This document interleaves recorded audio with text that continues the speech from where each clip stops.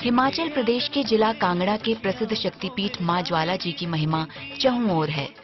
पौराणिक कथाओं के अनुसार मां सती के पिता राजा दक्ष द्वारा रखे गए यज्ञ में भगवान शिव को नहीं बुलाए जाने से आहत होकर सती ने उसी हवन कुंड में अपने प्राणों की आहुति दे दी थी। इससे व्यथित और क्रोधित भगवान शिव सती के जलते शव को लेकर तीनों लोकों में भटकने लगे। भगवान शिव को शांत करने के लिए भगवान विष्णु ने अपने सुदर्शन चक्र से सती के 51 टुकड़े कर दिए। जहां टुकड़े गिरे वे शक्तिपीठ बन गए। माना जाता है कि मां सती की जलती हुई जिह्वा जिस स्थान पर गिरी वहां ज्वाला प्रकट हुई जो चिरकाल से निरंतर प्रज्वलित है। इस शक्तिपीठ को ज्वाला जी और ज्वालामुखी के नाम से जाना जाता है। मां की दिव्य ज्वाला को बुझाने के लिए 16वीं शताब्दी में सम्राट अकबर ने इसे बुझाने की नाकाम कोशिशें की। अकबर ने ज्वाला के ऊपर मिट्टी डाली, पत्थर रखे, लोहे की प्लेटें भी रखी, फिर भी ज्वाला सबको पिघलाकर बाहर फूट पड़ी। अकबर फिर भी मां की शक्ति को नहीं जान पाया। उसने मजदूरों से पानी की नहर बनवाई और ज्वाला वाले स्थान पर गड्ढा खोदकर उसमें पानी भर दिया, लेकिन मां की ज्वाला पानी में भी निरंतर जलती रही। मां के इस रूप से अकबर हैरान हो गया और मां की शक्ति को पहचान लिया। सम्राट अकबर दिल्ली से नंगे पांव चलता हुआ मां ज्वाला के दर पर आया और माफी मांगी। अकबर को अहंकार हो गया।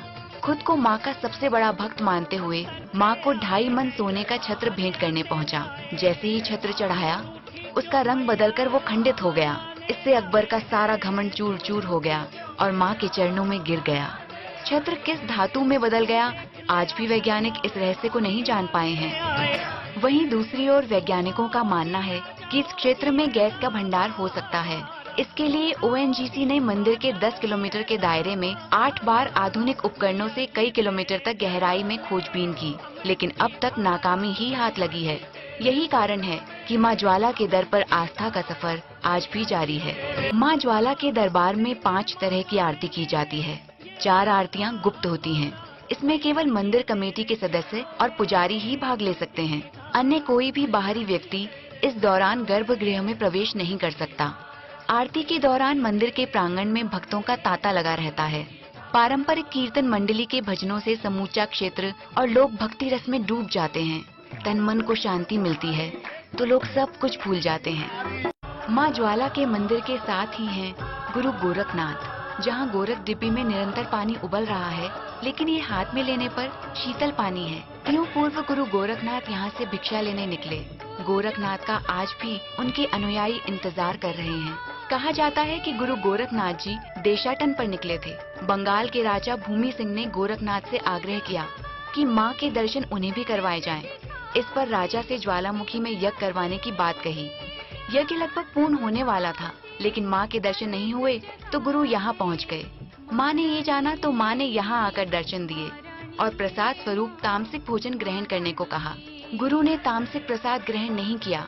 कहा कि वे उनके लिए जल और खिचड़ी का प्रबंध करें। वे भिक्षा लेकर लौटेंगे, लेकिन वे आज तक नहीं लौटे। तब से लेकर उबलता जल और ज्वाला दोनों ही खिचड़ी बनाने के गोरख डिब्बी में गुरु का इंतजार कर रहे हैं, और पूरा नाथ संप्रदाय भी। मां ने गुरु को लाने के लिए अर्जुन को भेजा, लेकिन गुरु ने उन्हें पत्थर बना दिया और गोरखपुर चले गए। वहां भीम को भेजा तो उन्हें भी विभूति देकर मूर्छित कर दिया। आज भी गुरु का भंडारा चल रहा है। इंतजार है, लेकिन गुरु नहीं लौटे।